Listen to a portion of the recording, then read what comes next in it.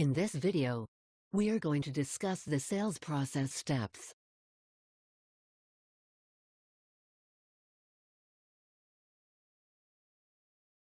Before we start, let's explain what is a sales process.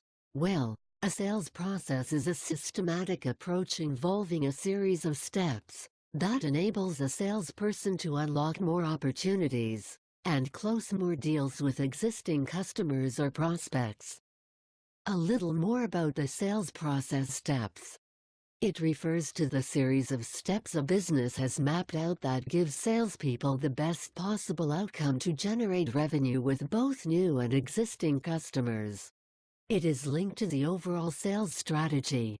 It is different from company to company depending on their industry and complexity or pricing of the product.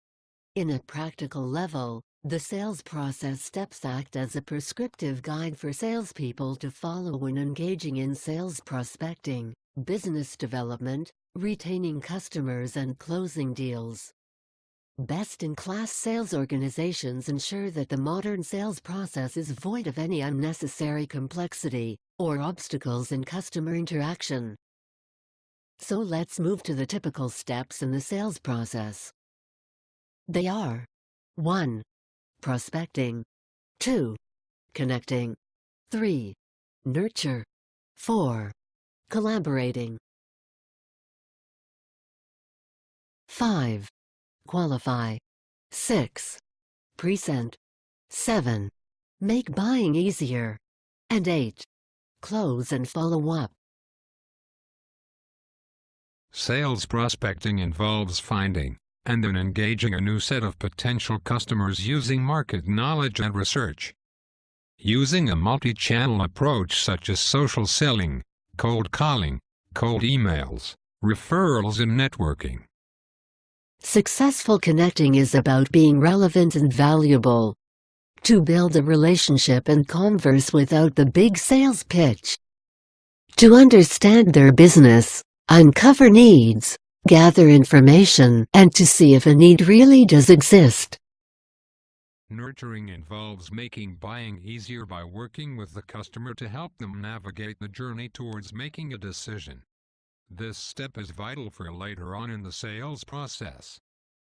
This step involves building value, being useful, being credible, and having influence with the buying team. Collaborating is focused on getting your solution high enough on the customer's or prospect's priority list so they will take action. This step is played out over numerous conversations, meetings, demos, trials, etc. Qualify involves getting confirmation that the ability to proceed and then buy is there. We call this the BANTER compliance. BANTER equates to buyer's budget, authority, need, time, empowered and readiness. Presenting the final proposal should be positioned deep into the sales process and reserved for well-qualified customers.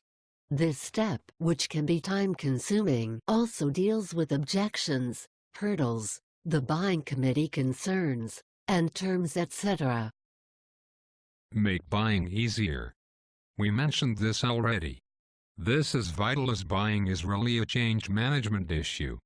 You need to minimize any perceived risks and provide support to smooth the path towards a positive decision.